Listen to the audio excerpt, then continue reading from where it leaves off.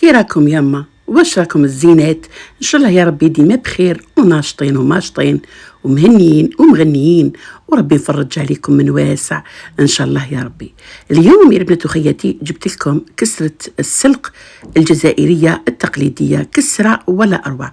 وكما تعرفوا احنا في الجزائر عندنا بزاف انواع المخبوزات اللي هي كسرة الشحمة، كسرة الاحشاب، كسرة البسبسة، كسرة النعناع. إذن الجزائر غنية بمخبوزاتها، وهذا النوع هو واحدة من المخبوزات الاقتصادية والتقليدية. مباشرة حبيبة قلبي ندخلوا في طريقة الوصفة. الوصفة سهلة واقتصادية 100%، وشوفوا الشكل النهائي نتاعها، وغير في المقلاة أو في الطاجين وانتي حضرتي هذا المخبوزات الرائعة تتناوليها مع أي لا سوب ولا أي شوربة. ولا هنا مباشرة ندخل في طريقة التحضير. نجيبوا 2 كيسان تاع سميد رطب، 2 كيسان سميد رطب، نديروا ملعقة كبيرة فارينة خميرة المخبوزات، خميرة الخبز، وملعقة كبيرة السكر. نخلطوهم حتى يتشمخوا مليح مليح ونخلوهم دو كوتي. من بعد نبداو نضيفوا في الفارينه، نشفوا الخليط، نضيفوا في الفارينه وهي تنشف حتى نتحصلوا على عجينه. دوك تشوفوا القوام تاعها. انا نجيو للحشو تاعنا اللي هو عباره عن بصله كبيره، ونضيفوا نقليوها في الزيت، ونضيفوا عليها السلق مغسول. حبة قلبي طريقه الغسل اللي لازم تديروها، ما تغسلوش بالمجموعه، لا نغسلوا بالورقه حبة قلبي، هكذا باش نتفاداو النباتات السامه او اي حشرات. اذا تحبوا تضيفوا معاه شويه او ملعقتين نتاع لحم دجاج مفروم، او لحم غنمي مفروم اللي هو الفيونداشي. اذا كان ما تحبوش، ما عندكمش هذا الفيونداشي اللي هو لحم الدجاج، ولا مع تالي نكملوا الوصفه، نكملوا الحشو نتاعنا. نضيفوا له الزيتون مقطع، نضيفوا له حبه زروديه محربشه او حبه كورجات محربشه، نضيفوا له حبه او باطه تاع طون معاه شويه تاع فرماج. ماهمش ضروري هما، ماهوش ضروري هما، يعني كيما تحبوا. هنا شفتوا قوام العجينه. بعد ما شفتوا قوام نخلوها تخمر. هنا نجو نوجدوا دي بول، نوجدوا خبيزات على حساب ما تحبي خبيزات كبار، نديروا خبيزات كبار ان فوا بوغ توت، يعني ما نضلوش نزقطوا. تحبي خبيزات صغار هكذا باش تقلبيهم بالخف كيما تحب انتي حبيبتي. وهذه المخبوزات بالنسبه للمبتدئات اسهل ما يكون وناجحين 100%. اذا كما شفتوا ساهلين ماهلين. نحلوا خبيزات تاعنا ونركز على الوسط. راكي تشوفي نركز على الوسط هكذا. من بعد نحط الحشو نتاعنا ونبدا نغلق في الخبز نتاعنا. اذا طريقه سهله. نتالي الحشو نتاعنا على وسط الخبزه باش كي نقسمو يجينا الحشو في كل الخبزه. فهمتوني حبيبه قلبي؟ هكذا. اذا اسهل منها ما كاش. ونبدا نغلق بهذه الطريقه هكذا نغلق مليح ونحطهم كامل مع بعض، ما نخبش دوكا، لا حتى نكملوا كامل الخبيزات. من بعد ندير الطاجين نتاعي يسخن ونبدا نخبز بالخبزه. الخبزه نخبزها مليح، ما نخبزهاش بزاف. من بعد نكمل الخبز تاعها في الطاجين.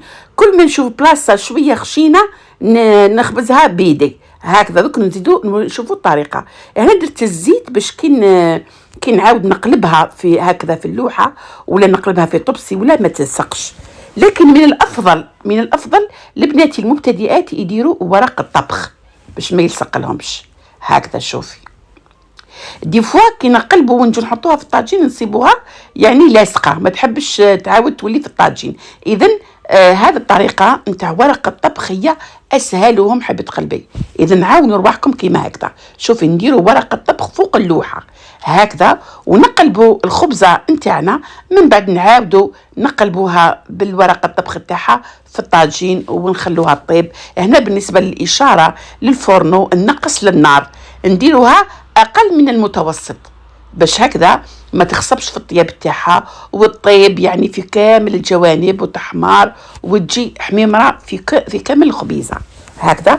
وميمتون كي نحطوا الخبيزه نبداو ندوروا فيها، ندوروا كيما الفطيره، ندوروا باش تحمر كامل الجوانب هكذا. شوفي شفتي كي الورق الطبخ يساعد هكذا نبدا هكذا حبيبه قلبي، ندور فيها هكذا. شوفي هكذا باش تاخذ هذاك اللون والطيب كامل كيف كيف.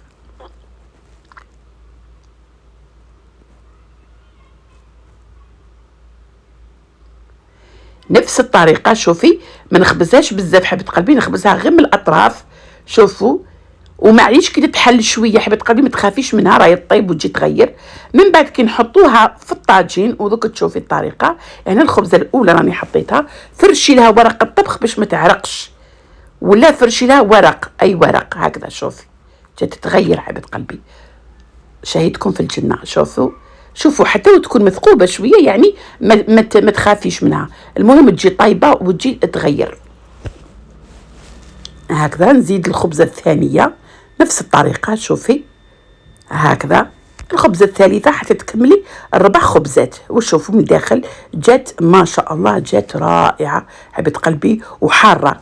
أنا الحشو يا بنت خياتي نبغي في هذه المخبوزات نبغيه شوية حويور كما احنا نقولوا، حار، يعطي واحد البنة للمخبوزات تاعك ولا أروع.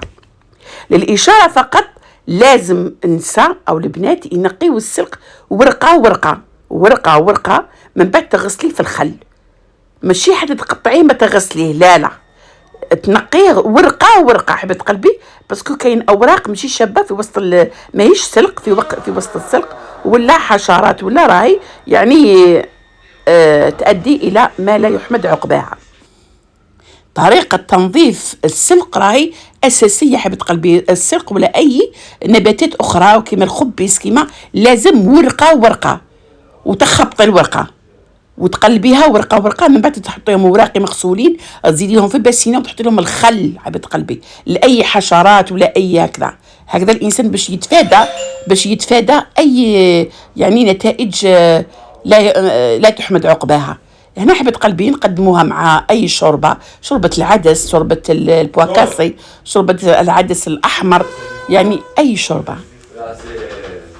وهنا شوفوا جاو ما شاء الله خبيزات سخونين في هذه البرودة، يعني واقتصاديين حبيبة قلبي، ويجوا أكثر من رائعين. شوفوا لذاك الزين طرايا، يعني شوفوا ما شاء الله جات روعة.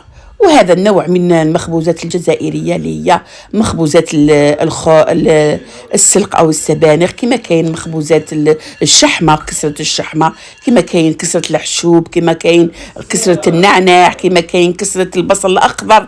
يعني الجزائر غنية بمخبوزاتها ما شاء الله. في الآخر نتمنى يعجبكم الفيديو، وإذا عجبكم حبيبة قلبي ما تنسوش الجام والاشتراك في القناة. هذا قناة الوصفات أم سامي للوصفات، نتمنى تعجبكم ونتمنى تشتركوا بكثرة حبيبة قلبي. جمجمولي سلام.